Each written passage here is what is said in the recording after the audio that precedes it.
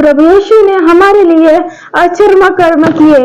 देखिए यूहन्ना 6 अध्याय 1 से 21, मरकुस 4 अध्याय 37 से 41। फिलिप्पुस ने उसको उत्तर दिया कि 200 मीनार की रोटी उनमें से लिए पूरी भी न होगी कि उनमें से हर एक को थोड़ी थोड़ी मिल जाए। तब जो आश्चर्य कर्म उसने कर दिया उसे वे लोग देखकर कहने लगे कि वह भविष्यद्वक्ता जो जगत में आने वाला था निश्चय यही है।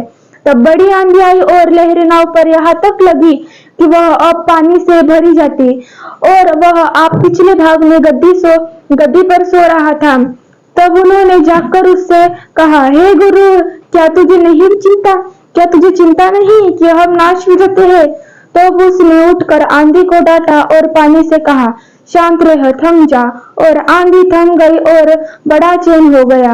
और उनसे कहा, तुम क्यों डरते हो? क्या तुम्हें अब तक विश्वास नहीं? और वे बहुत ही डर गए थे और आपस में बोले, यह कौन है कि आंधी और पानी भी उसकी आज्ञा मानते हैं। प्रभु यीशु ने मृतकों को जिलाया। देखिए यूहन्ना उसका 11 अध्याय 43 से 45। यह कहकर उसने बड़े शब्द से पुकारा कि हे लाजर, निकल आ। जो मर गया था वह कफन से हाथ पांव बांधे हुए निकल आया और उसका मुंह अंगोछे से लिपटा हुआ थे। यीशु ने उससे कहा, उसे खोल कर जाने दो। तब जो यहूदी मरियम के पास आए थे और उसका यह काम देखा, उनमें से बहुतों ने उस पर विश्वास किया। आमीन। प्रभु यीशु ने हमें शैतान से छुड़ाकर यानी स्वतंत्र किया। देखिए कुलुस्सी उसका 1 अध्याय 13 और 2 अध्याय 15। उसी ने हमें अंधकार के वश में से छुड़ाकर अपने प्रिय पुत्र के राज्य में प्रवेश कराया और उसने प्रधानों और अधिकारों को अपने ऊपर से उतराकर उनका खुल्लम-खुल्ला तमाशा बनाया और क्रूस के कारण उन पर जय जयकार की ध्वनि सुनाई है। प्रभु यीशु ने हमें पूर्व के यानी पहले पापों से स्वतंत्र किया। देखिए कुलुस्सी उसका 2 अध्याय 13 और यूहन्ना 8 अध्याय 36।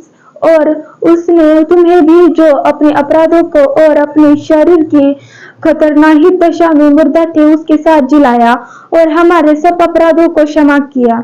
सो यदि पुत्र तुम्हें स्वतंत्र करेगा तो सचमुच तुम स्वतंत्र हो जाओगे। इसलिए मेरे भाइयों, मन फिराओ क्योंकि स्वर्ग का राज्य निकट है। प्रभु यीशु ने हमें वर्तमान यानी जो अभी चल रहा है पापों से स्वतंत्र किया। देखिए रोमियो उसका 6 अध्याय 14 वचन। और तुम पर पाप की प्रभुता न होगी क्योंकि तुम व्यवस्था के अधीन नहीं वरन अनुग्रह के अधीन हो। यीशु मसीह ने हमें शैतान की प्रभुता में निकाला। आमीन। इसलिए मेरे भाइयों, मन फिराओ क्योंकि स्वर्ग का राज्य निकट है।